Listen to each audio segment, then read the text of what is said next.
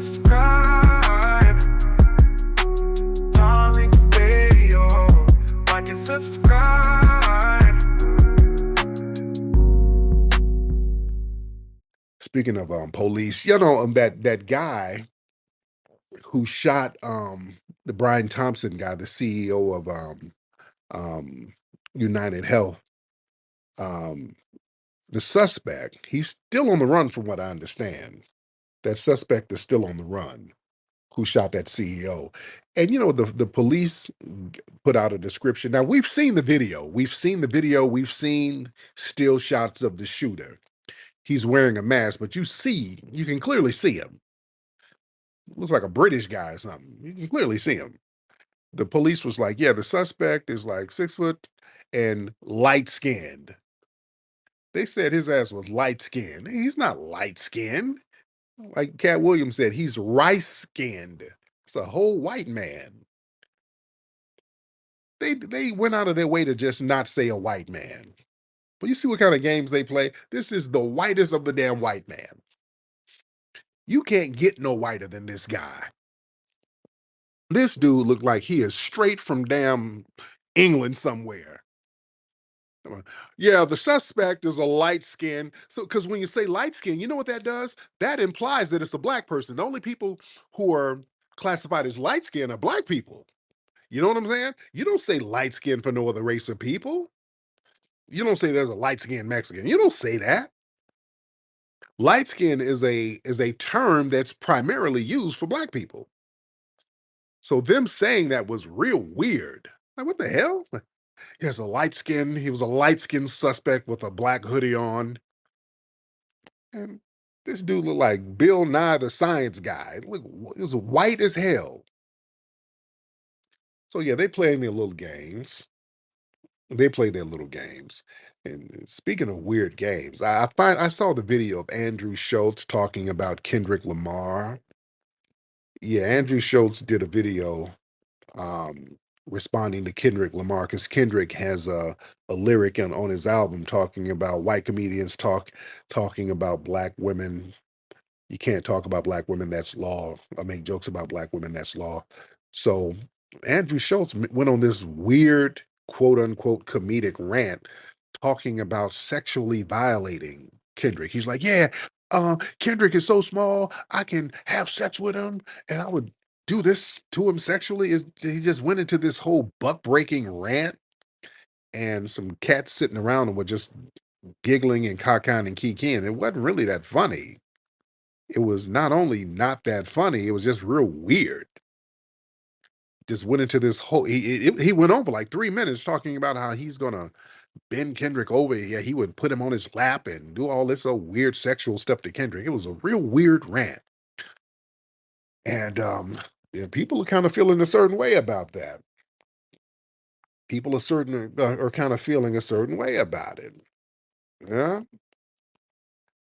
So that kind of humor, yeah, I know that's alt-right type of humor, but I don't know. Joseph, what's up, Joseph? Hi, Mr. Nasheed. How are you? Good, Mr. Joseph. How are you? I'm well. It's early. I'm good. I actually wanted to ask you about something entirely unrelated to this, if that's okay with you. Go ahead. Yeah. So I'm a reporter, and I'm covering the Daniel Penny trial. I'm sure you've been seeing around. Yeah. And I just wanted to know, and I'm a reporter who's just coming here out of the blue. So if you don't want to comment on the record, that's fine. But I'd be curious if you had a take on it. I do.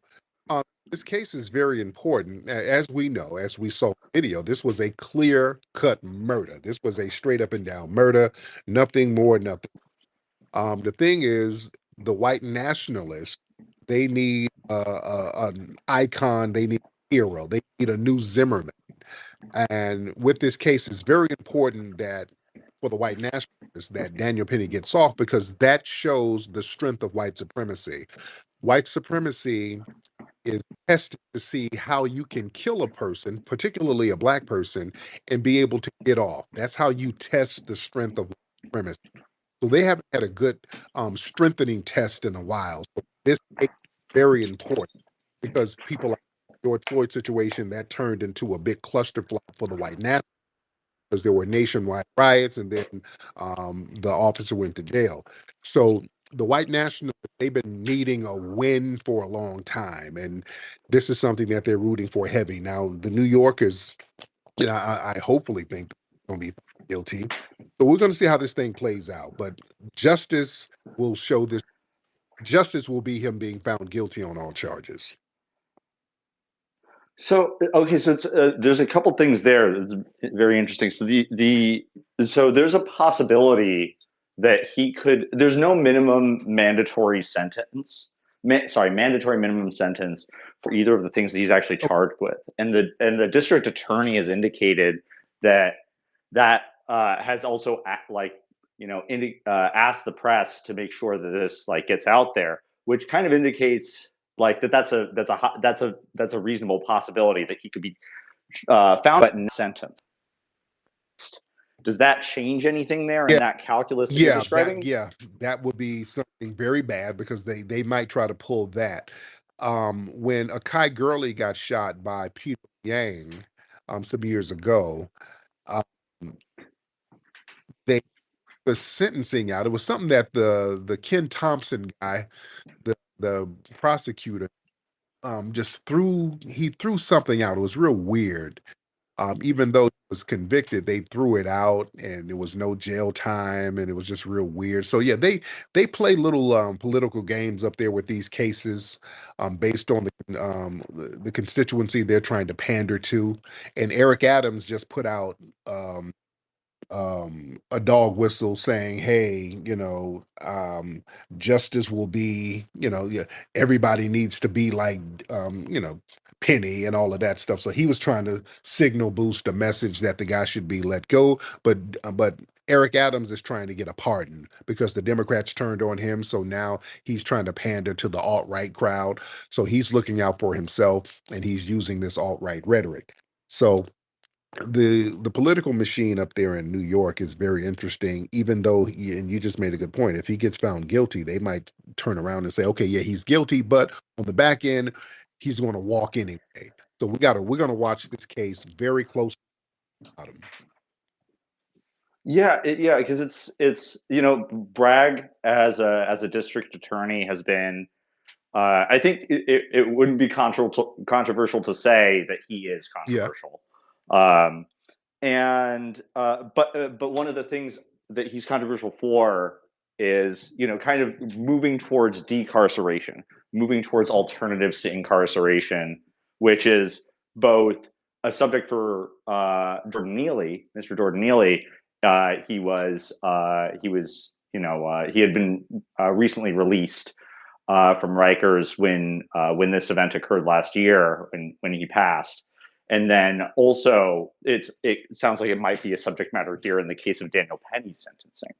Like, do you have any feelings about this approach to criminal justice generally, or as it pertains to one case or the other? And also, I don't mean to distract. It sounds like you started this space to do something else, but if this is of interest to you, I'm very interested in your thoughts on it. With Jordan Neely, the thing is, in the media, they really underreport this. Special needs man. He was a special needs. He was on the autism spectrum, so they really under-report that, and that was very significant. Why getting arrested? He wasn't a criminal-minded person. This is a special needs guy. So things happen, and he should have been getting help anyway. The last thing they should have done was kill him. This was a person who was not privy to having typical behavior. He was not a threat to anybody. So it's just very interesting to see how this whole thing is going to play out, because the racial dynamic is there, and that's why so many people are really interested in the case. It's just that racial dynamic, and also another thing too with Daniel. The media, they're not really investigating to see if he had any white supremacist ties, because I saw some attire that he was wearing early on, like the black sneakers with the white laces. that kind of perked my ears up because a lot of white nationalists like Aryan Nation, the skinheads, that's the kind of attire they wear to send messages to each other. And whenever these guys get into these racialized murders, nobody never really gets into what organizations these guys were connected with. They always make it seem like they were some kind of lone wolf or they're some kind of vigilante hero. But nobody in the press and in the white media, the liberal media, they never get into Penny's background about who he was associated with and what his ideology was. They always get into the victim though. They'll talk about Jordan Neely going to jail for whatever, but they never get into that guy. They didn't do it with Zimmerman. They don't do it with none of these other people. So um, the left media is still on team white supremacy to a certain degree because they are de facto rooting for Penny as well. So it's an interesting thing. Sure. Well, and you're bringing two things that have come up pretty like that I think are very compelling. Which is one is so there's the media concern and how it's been reported on. You know, I'm a reporter myself, so I'm going to be very interested to hear like ways that this could be done better, of course. And then there's the other part, which is the questions of race, where obviously this is an issue, and you can feel it in the courtroom. You have advocates from the National Action Network. You have advocates from Black Lives Matter Greater New York. I was able to speak with My Hawk brother, Newsome. brother. Yeah. Oh, you Oh yeah, that's my. know him. He's a Oh very yeah, friendly that's my guy. guy. Oh yeah. And he's like the Oh huge dude. oh yeah, Like, guy. Yeah, Hawk, big. Oh yeah. yeah. And also, I didn't realize that he had worked in the Bronx Attorney's office. That he has a legal Oh, background I himself. didn't know that either. I didn't know that. Yeah. I think that I don't know how significant the work experience was. It sounds like it was an Okay. internship, but it's interesting to to come from to have seen one of the worlds that you sometimes take issue with from Yeah. the inside of it. Yes, indeed. Right. But yeah, and then this is another thing that is rarely, these groups kind of get lumped together, but there's different ways to do advocacy. Obviously, there's different policy objectives of different regions out there. Is there any difference, or is there any debate within like the Black community about how this was handled, should have been handled? Are there any points of disagreement there, or is it pretty No, people are unanimous? just looking at it to see how it's playing out. There's no bickering within Black society. We're glad that there were charges put on Penny, and we just want to see justice served. So we're looking at people are looking at the jury selection. They're seeing what's going on with that, and the case is just being monitored very, very carefully. And to be very honest, a lot of grumblings on the street is like this verdict better go the right way, or there might be some issues. Now we've been hearing those kind of rumblings. So this is going to be a very significant case. And if there's a non-justice thing going down, that wouldn't be a good look for New York because um, with this new administration coming in, the last thing we would need is any type of civil unrest with the spotlight being on the United States. So it's a very closely watched case. People in New York are on pins and needles about this thing, and people are just watching it very closely. Mm-hmm. Yeah, well, and it's kind of like reaching a, so right now the jury's in Yeah, deliberations, right? So it's there's protesters outside. You can see the interest starting to become like a little bit more kinetic. um and I don't know, are you a New Yorker? Are you from around here, or are I'm in you Los Angeles, but I'm in New York all the I'm oh, in okay. Los Angeles. Oh, okay, gotcha.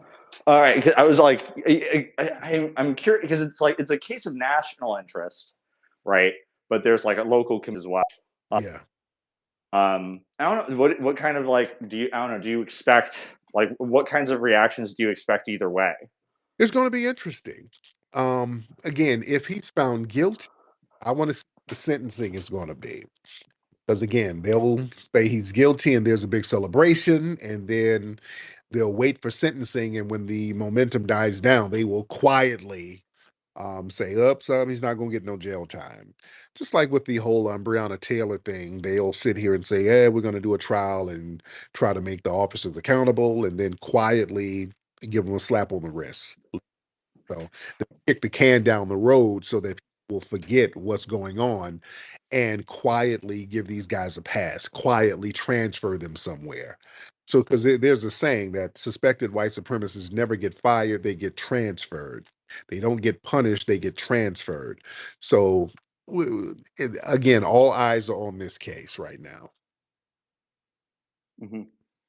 Yeah. Well, and we may see a verdict today, maybe today or Yeah. tomorrow. Like the jury deliberations for this typically don't take super long, but it's already been a couple of days. Um, Yeah, I guess like I don't want to eat up all your Yeah. time, but this is a super interesting thing for me because like your perspective is one that I haven't heard too much of. So, but if I could just have one last question, yeah, how do you think what are the biggest gaps that you think are out there in terms of how like things that the media isn't looking at that it should be or isn't considering that it should be? Again, I think the media, what they're doing, I've seen too many things on Neely's background, and I don't like when they do the victim blaming. This guy, he got murdered, and then they'll start talking about, they'll throw these little dog whistles out. Well, he was arrested for this, and he was arrested for that. And what that says to the public, and that stuff will reach the jury, is that, well, he deserved to get killed because he was some kind of criminal threat. So when they do stuff like that, I think that's yellow journalism, because they don't do that to the perpetrators of these racialized crimes. They don't do that to Penny. They're not talking about his background at all. What they talk about how great of a soldier he was, and talk about how great his family was, and he had so many accolades when he was in the military, and they show him with his baby. They showing him with his child and all this stuff, but then they'll show Neely's criminal record. And so that's yellow journalism. So I don't like that kind of journalism, because that goes back into the Jim Crowism of racial injustice, where justified and codified by um, the dominant society. And also another thing where they're not reporting, which I don't like, they're not talking about his diagnosis of him being on the spectrum. They keep just ignoring that altogether. And that's very significant. A lot of black people who are on the spectrum, um, they don't get treated with any compassion. They get overly criminalized. There was a teen down in Florida who was on the spectrum, and he attacked his teacher because she took his Nintendo game. They gave him 5 years in prison. Completely unfair. They don't do that to white school shooters. A white kid goes shoot up a whole school, and they find one behavioral assessment when he was in the second grade and be like, "Oops, he can't go to jail. Look at his record. He doesn't know any better." So I don't like the racial double standards. I have a real big problem with that. You're right. I haven't heard like a single mention of his autism Right, diagnosis since pursuing right. the They case. never talk about it. Right. Uh, is that like I'm looking at it right now, and again, you can stop me at like any time. I know I'm like you started this to talk about Right. something totally different. You can kick me out of here whenever, but it's the yeah. Is this like a beyond this particular case? I'm looking at the Florida case right now, Right. Brendan Deppa. Uh, if there's it are like is this part of a trend, or is this like pretty anomalous? But one of those things that's pretty anomalous, but when it happens, there's like a clear causal element. Yeah, a lot of times, folks are triggered by certain things, and they do things that a typical person wouldn't do. They're not doing it out of maliciousness. It's basically a reactionary thing, and it's not looked at as a behavioral issue. It's looked at as a malicious issue, as if they were maliciously trying to attack somebody just for the sake of attacking them. And with let's go back to Neely. With his case, he wasn't attacking anybody. He was hungry. He didn't have any food, didn't have any money, so he was kind of yelling about not having any food. And this man killed him. That's the most unjust thing you can do. And that's one of the reasons why the media is not talking about his psychological diagnosis. They're not talking about that because they have to criminalize him in order to justify harming him and killing him like that. And that's just not justice. And that's not going to play well in the streets. That's not going to play well in the international community, because all eyes on this case are coming from the international community too. So um, there's going to be a lot of long-term ramifications with this case if it doesn't go in the way of justice. No, I really appreciate your time. Thank All you, right. Mr. Thank Newsom. Joseph. Is this art? When is this article coming out, by the way? So I should be I mean myself The or just article, general. yeah, your article. Yeah, if you're going to put, Oh, okay. Oh yeah. Oh, okay. So I should be publishing a piece perhaps to I should be publishing a piece today. I don't know if it will if this would be in that or if this would be in the piece. I would consider this for the piece when or right before the verdict comes out. But yeah, I'll let me give you a follow. I'm happy to shoot it over to you. got it. Okay, that's So fine. Just keep me posted. Let me know what's up, yeah. man. I appreciate you. Let's get Sister Brooke in here. She's out there in New York. What's up, Sister Brooke? Hello, good night. How are I'm you? good, dear. How are you, beloved? I'm good. Hello to the family. I realize I never say hello to the family. Hello, everybody. Yes.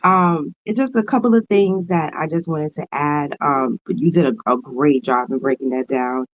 I wanted to talk about the fact that there was a hit that do you remember that the picture of him being held down by Jordan Neely being held down by Daniel Penny. Yeah. There was a gentleman right there holding him down. So that guy's name, Eric Gonzalez, I believe his name was, Yeah. and it was proven. Well, he admitted that he lied. The New York, the police department, um, produced evidence that forced him to tell the truth. They gave him immunity, but he lied about the fact that he was in danger. He lied about the fact that he saw Jordan Neely assault anybody. Right. So I just wanted to add that this was proven in court.